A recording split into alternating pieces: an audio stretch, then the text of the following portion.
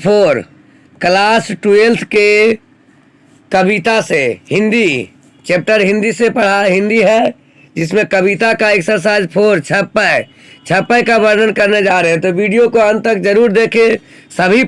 सभी ऑब्जेक्टिव प्रश्न एकदम VVI है, बिहार बोर्ड में आने वाला क्वेश्चन है। तो सभी क्वेश्चन को आंसर के साथ ट्रिक के साथ जरूर समझें।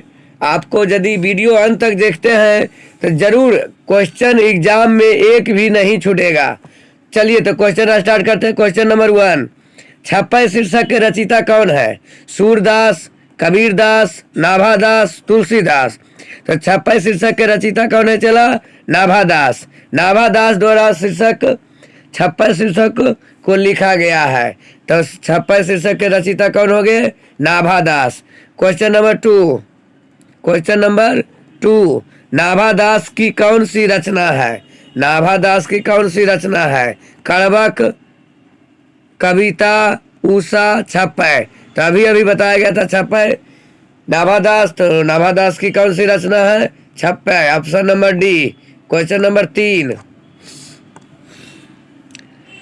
नाभादास किस धारा के कवि थे? निर्गुण धारा, सद्गणोपासक, राम भक्त धारा, सगुण धारा, इनमें से कोई नहीं। तो ये राम भक्त धारा के थे। नाभादास चला कौन भक्त? राम भक्त। तुलसीदास भी राम भक्त और नाभादास भी किसके? राम भक्त। क्वेश्चन नंबर 4, नाभादास किसके समकालीन थे?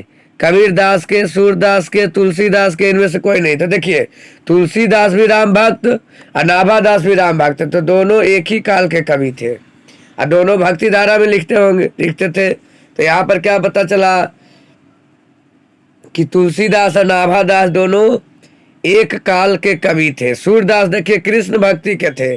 सूरदास और कबीरदास ये दोनों कृष्ण भक्ति के हैं। तो ये दोनों एक काल के कवि हैं, सूरदास और कबीरदास। लेकिन नाभादास और तुलसीदास ये दोनों राम भक्त के कवि हैं, तो दोनों एक काल के थे।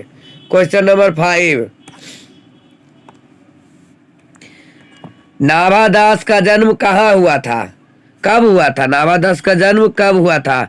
1550 ईस्वी में, 1570 ईस्वी में, 1560 ईस्वी में, 1565 ईस्वी में।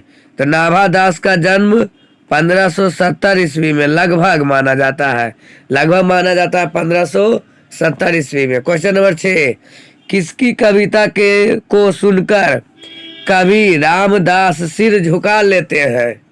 किसकी कविता को सुनने के बाद नाभादास जो थे वो अपना सिर झुका लेते थे, मतलब उनके चरणों में चरण स्पर्श करते थे, मतलब उनके कविता का वो बहुत बड़ा फैन थे। तो सूरदास की, कबीरदास की, तुलसीदास की, इनमें से कोई नहीं। तो ये सूरदास की कविता को सुनकर वो अपना सिर झुका लेते थे उनके उस कविता के सम्मान में। क्वेश्चन नंबर 7, कौन सी रचना नाभादास की है? सूरसागर, भक्तकाल, बिहारी सतसई, बीजक।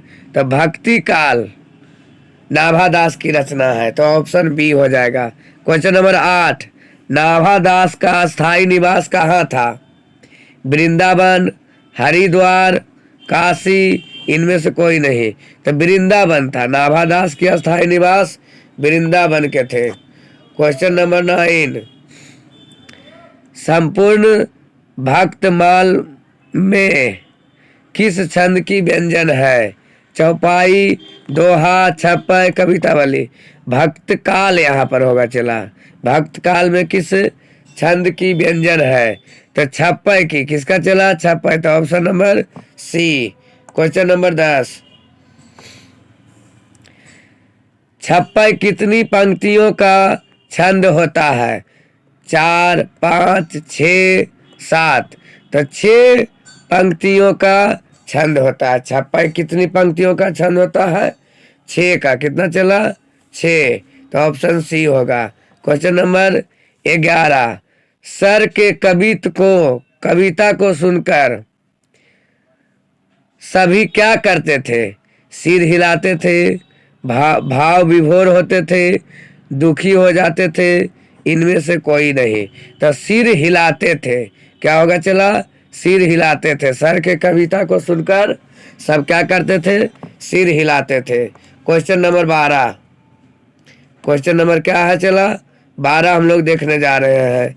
तो 12 देखिए क्या है, सर कवित सुनी, कौन कवि में कौन सा अलंकार है। कवि में कवित सुनी कौन, कवि में कौन सा अलंकार है। यमक अलंकार, रूपक अलंकार, उपमा अलंकार, अनुप्रास अलंकार। इसमें कवि में अनुप्रास अलंकार है चला, ऑप्शन नंबर डी।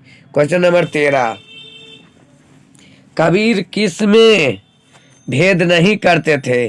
कबीर किस में भेद नहीं करते थे, अमीर गरीब में, अच्छे बुरे में, गोरे काले में, हिंदू मुसलमान में। तो हिंदू मुसलमान में ये कोई भेदभाव नहीं करते थे चला। कबीर जो थे हिंदू मुसलमान में कोई भेदभाव नहीं करते थे। इसी कारण से जब कबीर दास की मृत्यु हुई थी तो हिंदू और मुसलमान दोनों आपस में लड़ गए थे। हिंदू दफनाना चाहता, मुस्लिम दफनाना चाहता था और हिंदू जलाना चाहता था। इसी में आपस में लड़ाई हो गई, क्योंकि वो दोनों के चाहने वाले थे। हिंदू भी उनको चाहता था और मुस्लिम भी चाहता था, मतलब दोनों में कोई भेदभाव नहीं करते थे। तो कबीरदास किस में भेदभाव नहीं करते थे, हिंदू मुस्लिम में। क्वेश्चन नंबर 14, नाभादास में जाति पाति एवं वर्ण शर्म का खंडन किस कवि के छप्पे में किया गया है। सूरदास, कबीरदास, बिहारी, इनमें से कोई नहीं। तो कबीर के द्वारा, किसके द्वारा चला, कबीर के द्वारा। तो 14 का आंसर बी होगा। क्वेश्चन नंबर 15, नाभादास का उदय हिंदी साहित्य किस काल में हुआ है। आधुनिक काल, आदिकाल, भक्ति काल, रीति काल।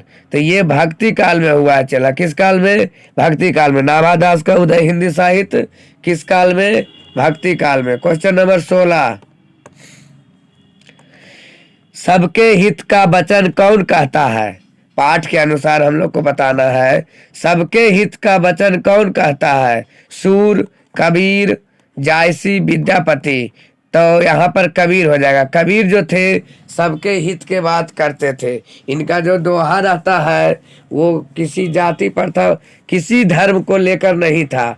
वो सभी धर्म में जो भी गलत चीज था उसका ये खंडन किए थे। तो ये सबके हित के बात कहते थे। तो कौन हो जाएगा आंसर, कबीर हो जाएगा। क्वेश्चन नंबर 17, कहानी का अर्थ होता है एक आंख का ना होना, एक कान वाला, अंधविश्वास, विश्वास प्रतीति। तो ये हो जाएगा चला विश्वास प्रतीति, मतलब कहानी का अर्थ विश्वास प्रतीति। क्वेश्चन नंबर 18, नाभादास के शिक्षक गुरु थे स्वामी अग्रदास, स्वामी चतुर्भुज दास। तो स्वामी अग्रदास, नाभादास के गुरु कौन थे चला, स्वामी अग्रदास। इनको अग्र अली भी बोला जाता था। तो 18 का आंसर ए होगा। क्वेश्चन नंबर 19, भक्त काल के रचयिता कौन है।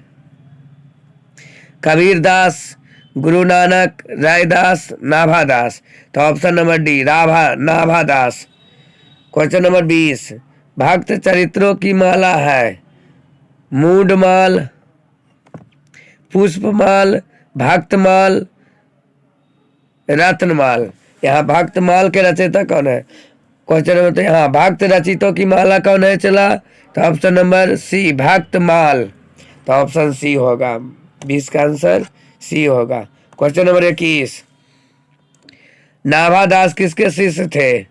नाभादास किसके शिष्य थे। तुलसीदास के, रामनंद के, स्वामी अग्रदास के, महादास के। तो ये अग्रदास के थे, इन्हीं को अग्रबली भी बोला जाता था। तो स्वामी अग्रदास के शिष्य थे, मतलब नाभादास के गुरु अग्रदास। 22 नंबर, कबीरदास किस शाखा के कवि हैं। सगुण शाखा के, निर्गुण शाखा के, सर्वगुण शाखा के, इनमें से कोई था। ये निर्गुण शाखा के कवि थे, मतलब किसी भी देवी को देवता को ही पत्थर में नहीं पूजा जाता, मतलब इनके अनुसार निर्गुण मतलब बोला जाता है जिसमें किसी भी मूर्ति की पूजा नहीं किया जाता हो, वो निर्गुण काल, निर्गुण शाखा कहलाता है। तो कबीर दास क्या थे? निर्गुण थे। क्वेश्चन नंबर 23, नाभादास किस काल के छवि कवि थे? भक्ति काल के, रीति काल, वीरगाथा काल, भारतेंदु काल। तो ये भक्ति काल के कवि थे। किसके चला? भक्ति काल के कवि थे। क्वेश्चन नंबर 24, नाभादास की कविता किन दो कवियों के बारे में है? मलिक मोहम्मद जायसी एवं सूरदास, कबीर एवं सूरदास, सूरदास एवं तुलसीदास, तुलसीदास एवं कबीरदास। तो इनकी रचना कबीर एवं सूरदास की है, सूरदास के बारे में है। नाभादास की कविता कबीरदास एवं सूरदास के बारे में लिखा गया है। तो 24 का आंसर क्या हो जाएगा? चला 24 का आंसर बी होगा। तो ये हमारा छप्पा एक्सरसाइज 4, हिंदी का एक्सरसाइज 4 यहाँ समाप्त हुआ। नेक्स्ट दिन मैं आप लोग को एक्सरसाइज 5 का वीडियो लेकर आऊँगा। जब तक इंतज़ार कीजिए। वीडियो अच्छा लगा हो तो लाइक और शेयर जरूर कर दें।